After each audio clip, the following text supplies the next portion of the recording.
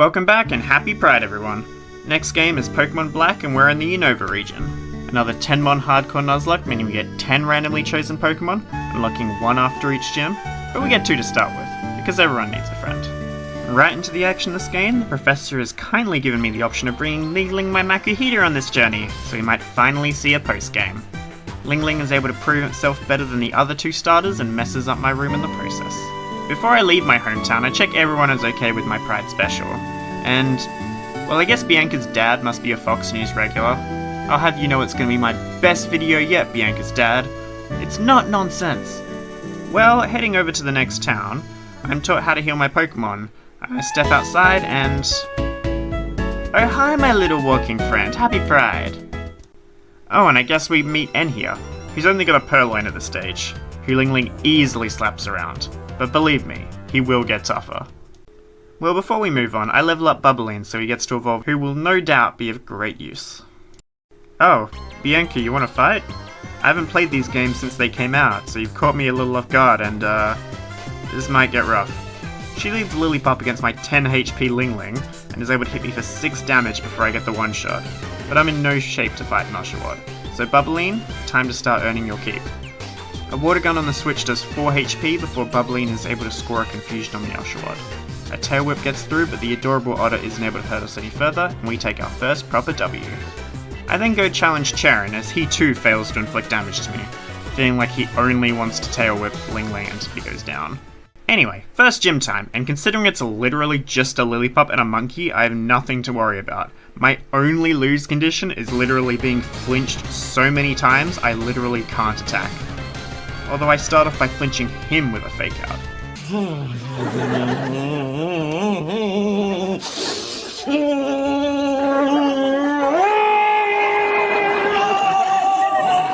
Well, after that BS finally stopped, I'm able to set up a Focus Energy, which in hindsight was way too optimistic. And then I take the kill with a Vital Throw. Pansear comes out, and I might actually lose to this. He decides to go for a workup though, as Lingling smashes a Vital Throw for just under half. He then incinerates me to just 2 HP and lives my hit on what must be 1 HP. I can't outspeed, so I switch to Bubbling on the heal, where I did accidentally level 1 level above the level cap. But come on, it's the first gym! Without those flinches, none of this would need to happen! The Pansear hits a super effective +1 Incinerate for 12 HP, as I hit back with a Gust for just so little damage. He then crits me down to just 11 HP as my Gust doesn't kill, and this could non-ironically be a wipe. I click Gust anyway, and wait, we was speed tied? I guess I win the coin flip and get the gym badge. But man, this is gonna be a slog if all the gyms are gonna be this hard. But anyway, new badge, new friend, and it's Quinvy the Paris. Here's hoping Spore will be just as useful as it is in competitive. Team Plasma! Oh, I love their theme, let's hear it. Well, the beginning bit of it mainly.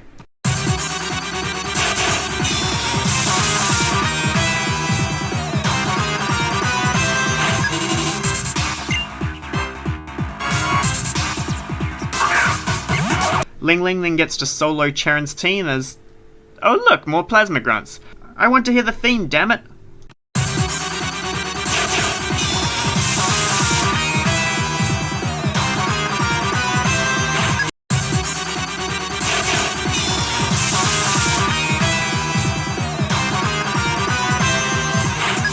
And you want to see things no one else can see? I mean, I've got a few illicit substances you could try. Oh, he leads with a Pidove. I've got 3 flying weaknesses. Well, it looks like a fake out Vital Throw works for now, but it won't always. And I guess I'll show him with the rest of my squad while we're at it to prove that I love my friends. Okay, Gym 2. Which in the past 2 videos I've heavily struggled with. But this is a normal type gym. My starter is a fighting type. I'll surely manage. It's just every Pokemon she'll send in has Retaliate, so I gotta be careful. I lead Quinvy to eat the Intimidate from the Herdia before I end up missing my first Stun Spore against Aaliyah. A takedown then comes out hitting us just down to 8 HP, although it does trigger Effect Spore, getting the paralysis I wanted before my Stun Spore can do that, and so it just does nothing. So I may as well have just been attacking. Well, Bubbling has Protect, so the plan is to have him deal the finishing move to dodge the Retaliate. so I make the switch as the Herdier gets fully paralyzed. I hit a gust for some pitiful damage, as takedown hits us for a third, dealing as much in recoil as our attack did. Another turn of this, and Bubbleen lives on 11 HP, and Herdier barely survives. I deal one more turn of gust damage as Lenora heals, and then I'm forced to switch it. I guess I should have a turn earlier, because wow, that Retaliate does a lot of damage. Well, I give him the old fake out and vital throw, but only come out the other side with 20 HP, which doesn't make Watchhog the ace look doable. I switch to Bubbleen to sadly be sacrificed to the Retaliate, before coming back in with Ling Ling to see a fake out, and yeah, nah, this is a wipe. Damn you, Gym 2 Curse! Okay, I'm back again with attempt 2, and because I'm stubborn and with limited options, I'm going to try the exact same strat again.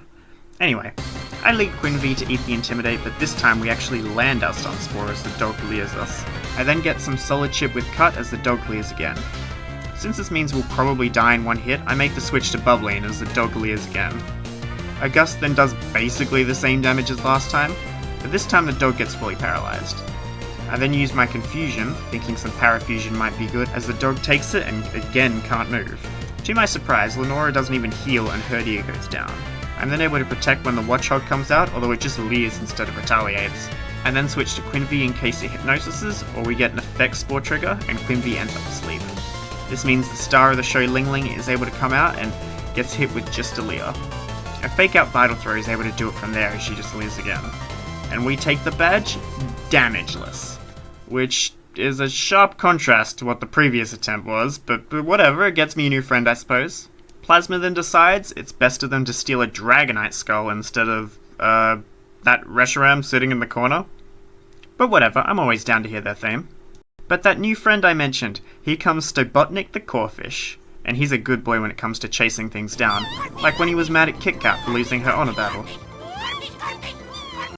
Oh, you're calling me a stubborn brat? Oh yes, please yell at me, Daddy.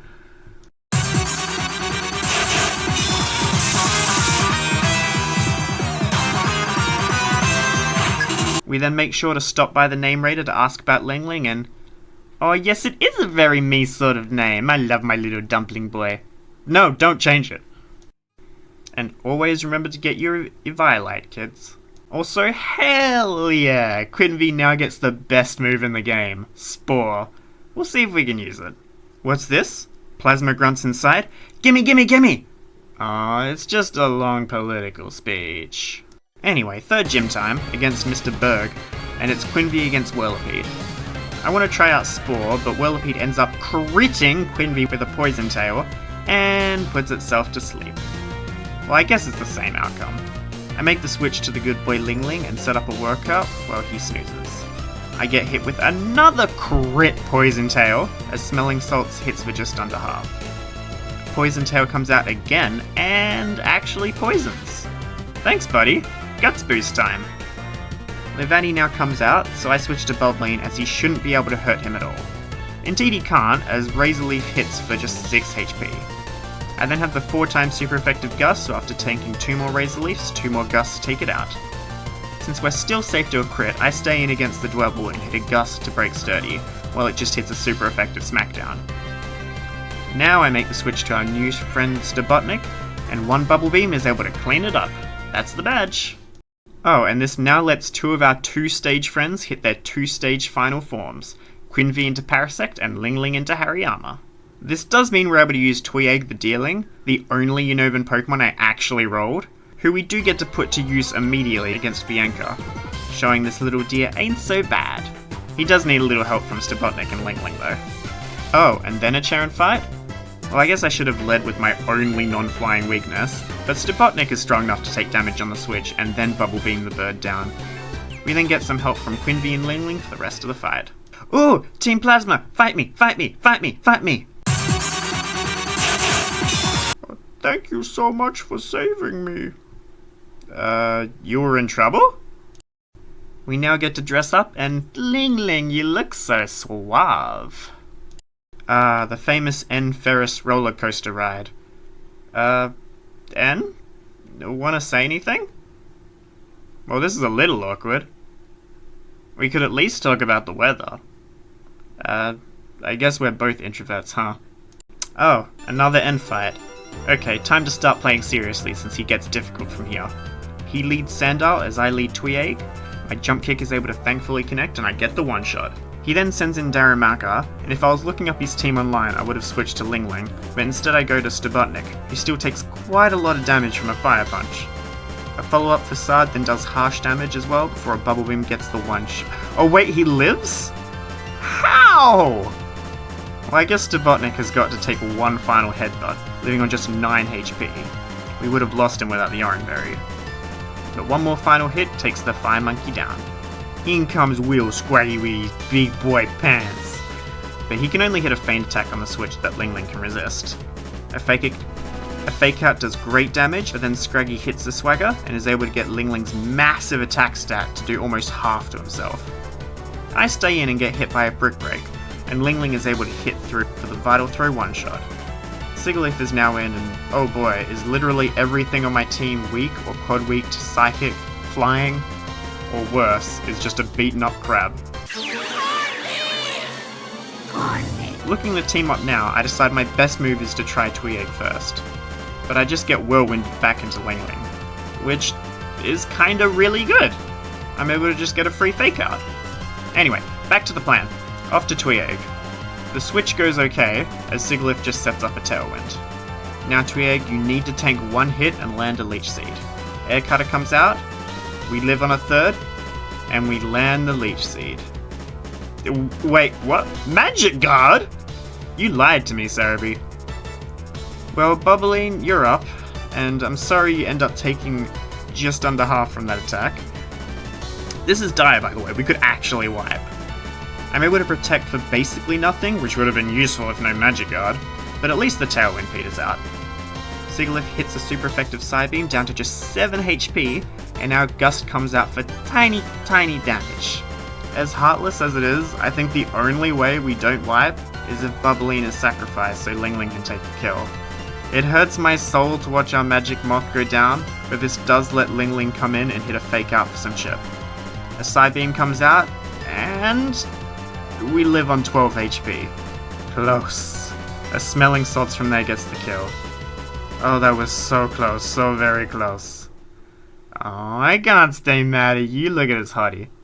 Well, out of that car crash and into the next train accident, as Elisa is up next, and she has 2 electric flying types that hit everything on my team, yes, including the crab this time, for quad or normal super effective damage.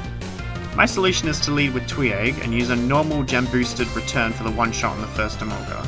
The second Emolga comes out and weirdly hits a pursuit as they get fully paralyzed. It then hits a super effective aerial ace down to just 21 HP, as my next stab return is able to come out and hit it into the red. I make the switch to Ling Ling on the heel. I then use another normal gem to get fake out for just over half before Emolga then Volt switches out and I'm able to get a crit on the incoming Zip Striker with Smelling Salts. I'm tempted to dig, but I know the AI is smart enough to just switch if needed. I know the heal is coming, so I hit a stab Vital Throw for the same amount of damage as that crit. I then figure it'll probably Volt switch out, so I Smelling Salts, and the Emolga that comes in lives on what has to be 1 HP, getting the static proc in the process. Ling Ling then takes the aerial ace, thankfully not critting, and another Smelling Salts gets the kill. We're dead to 1 hit, and this Pokemon has Flame Charge, so it can outspeed and one-shot every single one of my Pokemon. So this could be another wipe. But looking at my party, I have 1 Hail Mary. I make the switch to Quinvy, and Zeb Striker does indeed go for the stronger Spark, now that it can't Volt Switch out, and we get an Effect Spore, and it paralyzes it. Since a Flame Charge is now coming, it's safe to switch to Stubotnik.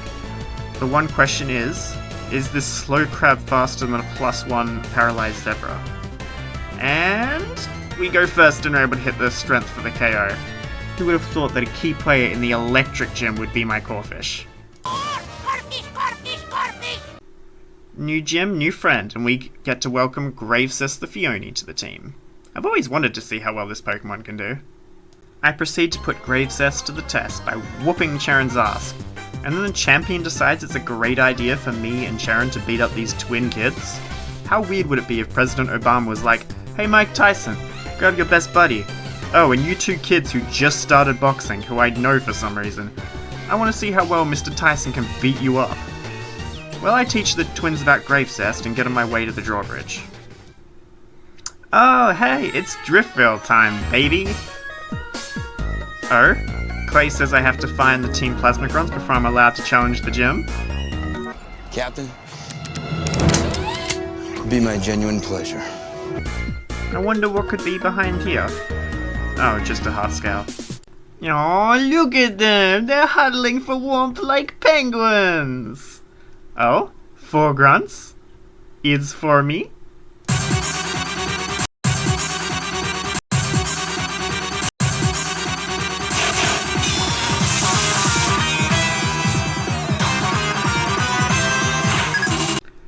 Oh shit, the Popo is here to break it up. In a smooth and unsettling conga fashion. Also remember kids to get your Rocky helmet here. Honestly, I'm just looking for things to do in this city to keep the music going. And now we get to watch a rootin' tootin' cowboy spit facts against a god-complexed sociopath dressed like a pope. Anyway.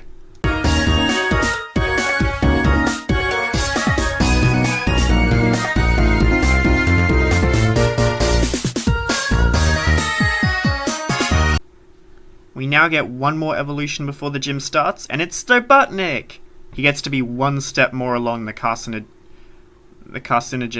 He gets to be one step more along the carcinate. Here, crab! Gym time, my rootin' tootin' buddy leads off with his crock, and I get my Gravecest out there. Here in Oz, we like to make sure our crops are nice and wet, so I go ahead and dash that smiling reptile with some bubbles, as he relaxes just enough to sink into the ground. The mighty gopher then comes out, and he too could do with a clean bubble bath, so I have Gravecest water him down, and he responds with a bulldoze for a third. He then slashes as one more set of bubbles does the trick.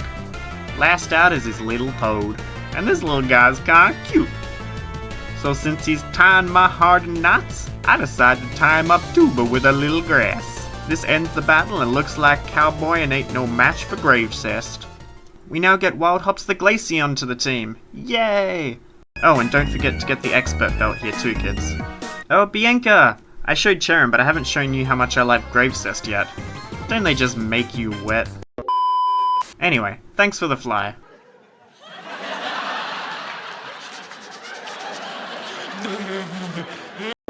Oh? I've always wondered what this guy says if you actually show him a dealing. Since we have one. He just says he likes it? Damn it. I wanted Sorsbuck Night. Oh, hi, N. You have a dream you must fulfill? Just as long as we don't have to fulfill my pride-related dream I had this month about a friend. Anyway, I lead Ling Ling into his rock, use Fake Out to break his sturdy, and then Vital Throw. However, it doesn't kill since he just sets up an iron defense. It just means I have to take one smackdown. In comes Joltik, who suppresses my ability, but also appears to be Focus Sash, just like Galvantula, as it lives the return on 1 HP. Anyway, another one kills it and Ferroseed comes out. We're able to dodge a Metal Claw, and a Vital Throw gets the one shot. Last is Clink, who misses a Gear Grind before also going down to another Vital Throw. And that's N dealt with just Ling Ling. Oh? I get to ring a bell? Okay, here goes! And yay, Tweeg, you're now a strong Sorsbuck! Gym time. I lead Stobutnik against the Swoobat, taking a brutal itemless acrobatics before getting the one shot with a payback. Unpheasant comes in, and I make the switch to Wild Hoops, as it just charges up the 2-turn 80 base power Razor Wind, which does end up critting me for over half, but a single Icy Wind from Wild Hoops gets the kill.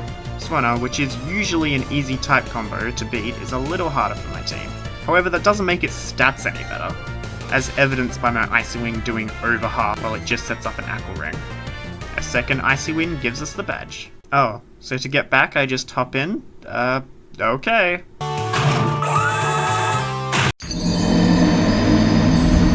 Oh, hi, N. Yes, Stobutnik loves me, and I love him.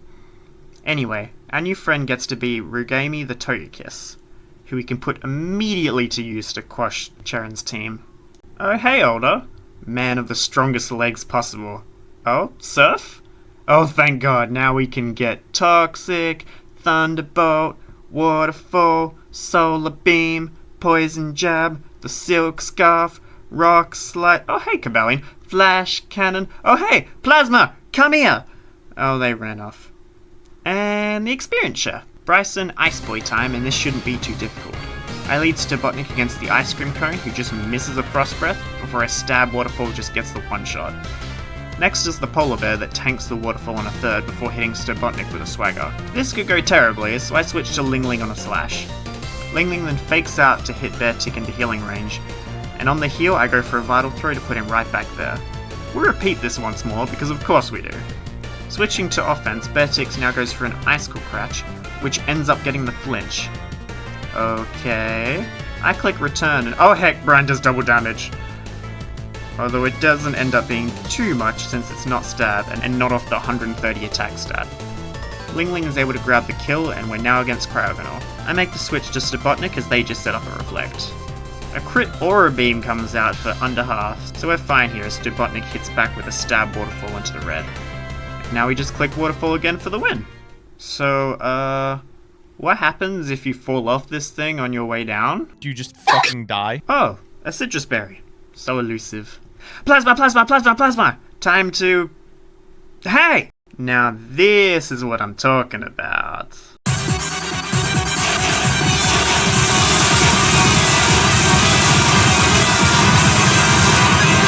Oh, this is pretty cool level design. Oh, all for me? Let's do this, boys.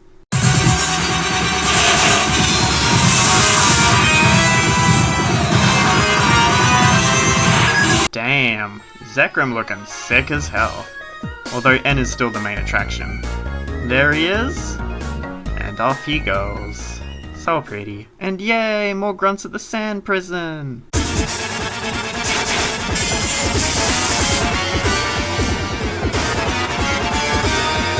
Lenora says, if things don't go as planned, use this lightstone. Is this secretly a bomb? Yeah, I think that could be a bomb. Dragon Gem! And we have our frosty furry love angel on the job. I lead Will Der Hoops against Fracture, and Frost Breath just gets the one shot. Next is Druddragon, and Frost Breath gets the one shot. Finally is Haxorus, and after he dragon dances, Frost Breath gets the one shot. Clearly Furry Love is the killer of all dragons, and all dragons shall bow down to Will Der Hoops. Well, after picking up Lokius the Swampert, and our now most powerful ship to date, Sornado the Raikou, we got a date with Charon. He leads Unfazent, who goes down to a simple Thunderbolt and Sornado. Next is Embor, so I Volt Switch out of there to get a start matchup for the final time and send in Ling Ling. He takes a Resisted Assurance and then Embor heals with leftovers? Bro, if I knew you'd have that, I would have brought a Pokemon with Thief! Next time I'll grab them off you.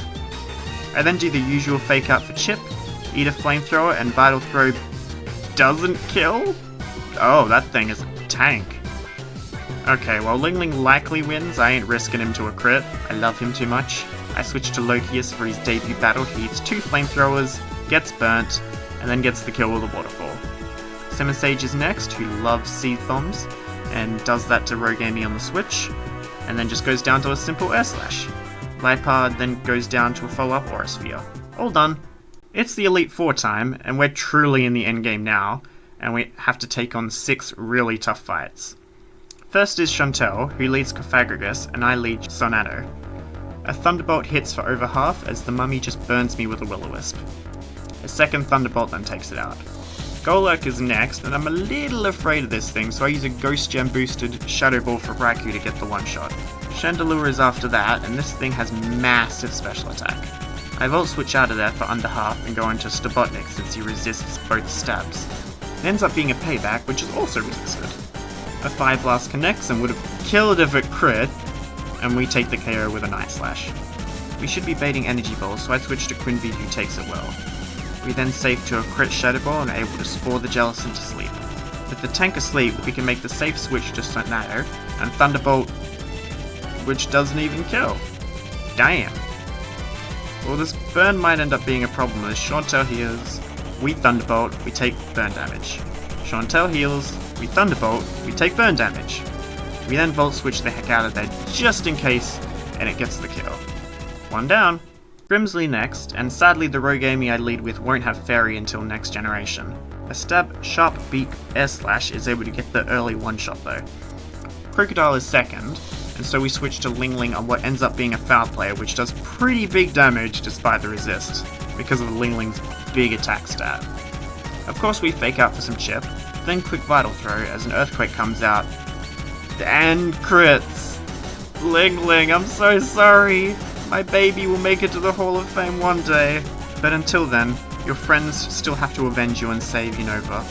Lokius comes in and eats an earthquake, and is able to strike down the croc who ate my Aussie mate. Bishop is third, and we don't actually have earthquake on Lokius, so we make the switch to Rogue Amy. And jeez, another crit! This Elite Four has been dicey so far. We're able to get the Aura Sphere outspeed in one shot. Last is Lifeheart, and we make the switch to Quinvy, who eats a Night Slash. The first ever time in the run, does not trigger Effect Spore, but now we bait the quad effective Aerial Ace, so I switch to Sornado on the resisted hit.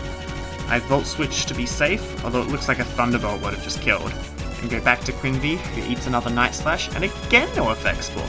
Still being safe, I switch back to Sornado as Grimsy heals, and then take the KO with a Thunderbolt. Caitlyn third, and oh my god, I just love her hair. Yes, it's the most impractical thing in the world, but damn it tickles something in my caveman brain. Anyway, Reuniclus against Quinvy. Since Reuniclus is famously super slow, I go for the faster spore to get the instant sleep. Quinvy is then able to hit a stab X's down into the red, as the Psychic Blob just gets a first turn wake up and hits a hard Psychic down to a quarter. I then X's her on the full restore, and then again on the next one, before a third gets the kill. Sigalith is next, and it's time to avenge Bubbline, so I switch to Sornado on the Psychic, which hurts, doing under half. A Thunderbolt then gets the clean kill. Mushana third, and I Volt Switch out to Stobotnik on the Psychic since he's immune before switching back to Sornado on the resisted Charge Beam. A Thunderbolt then gets the... wait, it doesn't kill? That's embarrassing. At least it only set up a useless Reflect. Well, I Thunderbolt expecting a heal, but nope, it just goes down. Finally is the Hot Topic Lady. I Volt Switch out to Stobotnik as the AI appears to be learning a little and just goes for a Calm Mind. This might be a problem. Now that we bait Thunderbolt, I have to switch back to Sornado, who eats it, only taking 29 HP. I Volt Switch again, back to my Dark type on the Psychic before going back to Sornado on the Thunderbolt, getting hit down to just 39 HP. This is a little scary. Only one more cycle and a crit, and I lose my best mon. Thunderbolt looks like a range, but I think it's my best option, and it should do more with my Magnet than a Shadow Ball. Thunderbolt comes out, and gets the kill. It's getting tied up in this Elite Four, and I don't just mean my pants around Caitlyn. Finally is easily the hardest member of the Elite Four, even if you have good mons. Marshall. His sturdy and all-around incredibly good coverage is amazing for someone with 4 Pokemon with no secondary typing. He leads Throw, and I lead Sornado for the Electric Gem boosted Thunderbolt for the quick lead for a KO, which means that, oh? This is a bad start if he lived that. Well, Sornado lives the Bulldoze on above half. Marshall uses his first heal, and I Volt Switch out of there to send in Rogue Amy, who is able to immediately Air Slash to now get the slightly slow KO. Sock is next, and he has Stone Edge, which is going to hit very hard if it connects. I decide to switch to Quinvy, as he does connect on the super effective Stone Edge, which my bug barely lives. I click Spore, but unfortunately the Sock is able to outspeed and connect on another notably inaccurate Stone Edge, and Quinvy goes down. You are part plant, and like putting bad guys to sleep. Rest well, princess. I send Sornado back in to Volt Switch out of there, and since I bait either Karate Shot or Retaliate, I send in Rogue Amy, who can resist. Jesus Christ! And it connects? Come on, man! Like Clench, as Rogue Amy lives it and is able to Air Slash to finish off Sock and keep the run alive. Third is the problem with Conkelta. This dual-wielding construction equipment jacked clown can live anything I throw at it, so I switch to Lokius, who I've been keeping healthy, and is my best bet here. Conkelta goes for the Hammer Arm and misses, which I didn't even realise Hammer Arm could do. Lokius outspeeds for the Waterfall, and then has to eat a stab Hammer Arm. Lokius lives on just under half, and after the Rocky Helmet, Conkelda lives on about the same amount. My two important teammates will easily go down in one shot, and with heals I think my best play is just to hope for a high roll, a flinch or a crit. I click Waterfall, get none of these, getting knocked down to the red, and Conkelda barely survives the Rocky Helmet. Well, Marshall heals, and I click Waterfall again for about a third. One more Waterfall, and another Hammer Arm comes out to finish off one of my faves. From here I'm able to send in Sonato to get the Volt Switch quick kill and pivot to Rogami to hopefully finish this. When the end shell comes out, I click Air Slash, and it's enough to finish the Elite Four. That was tough. 3 brave soldiers down. And no, what are you doing? All those ramps! They're just wasted building material. Think of the ships you could build instead. Don't worry, Elder. I can fix them. As the final battles of the game draw near, I don't even have to pick my team, because I only have 6 survivors at this stage, and the replacements in the box are Gravecest the Fione, Toyeg the Sawsbuck, and Wildehoops the Glaceon. Zekrom makes his big entrance, showing off his powerful muscles and sexy tail. This causes my own balls to swell with power, or air I guess, and boom! Reshiram and... Anyway, final end fight time, and he leads Zekrom. I lead my Dragon Kilder Wildhoops. And do you honestly think the mighty Unovan legendary dragon will be able to stand up to the power of furry love?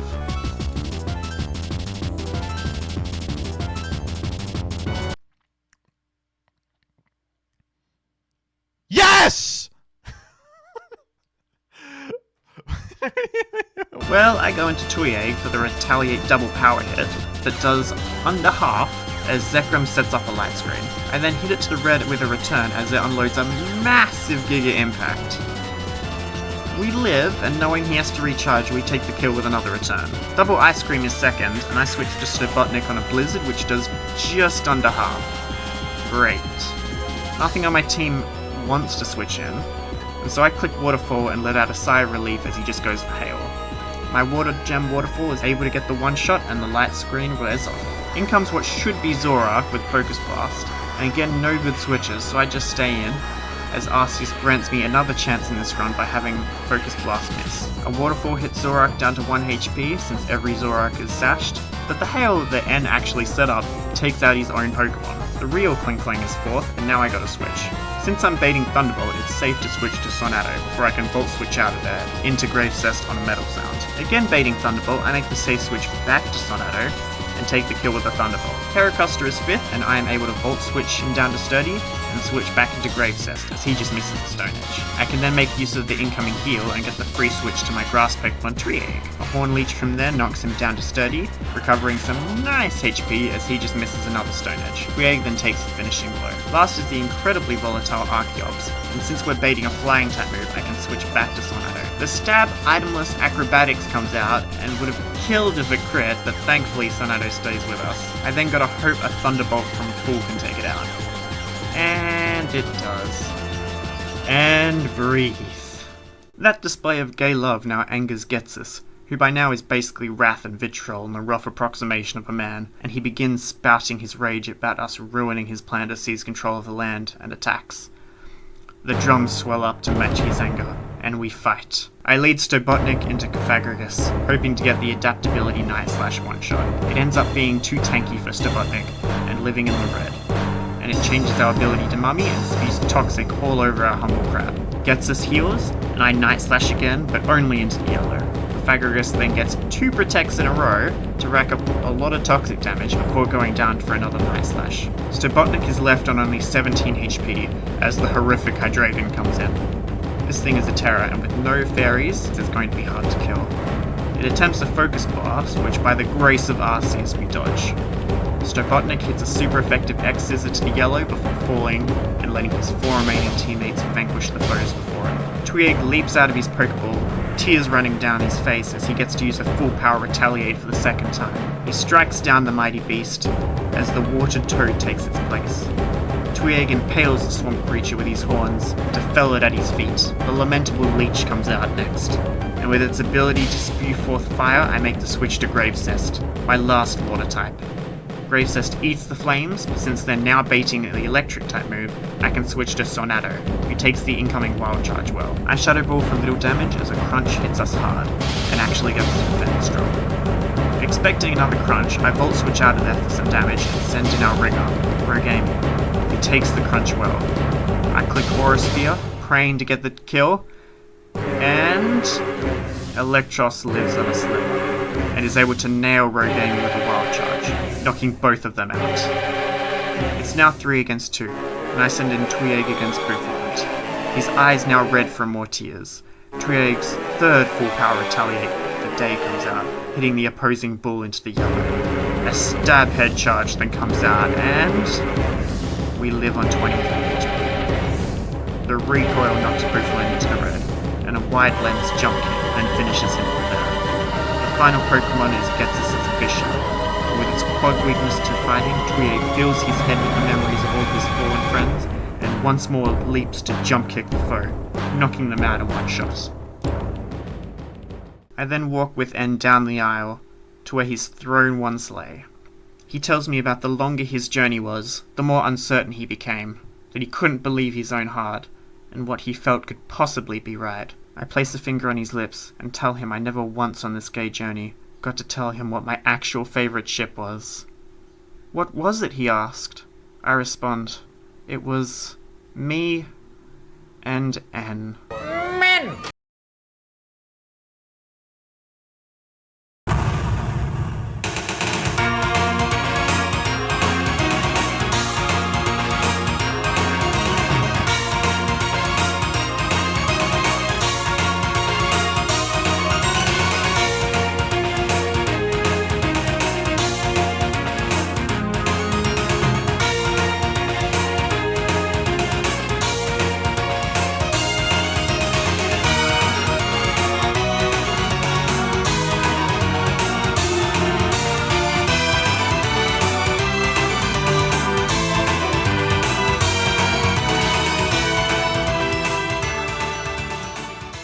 Oh, what's this?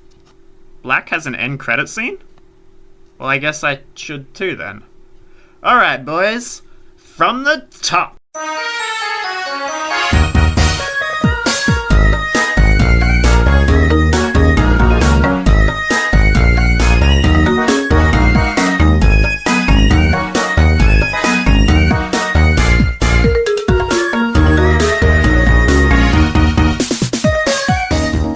I actually got to discover how good soft-shelled crab is recently, so at least a Botnik won't go to waste.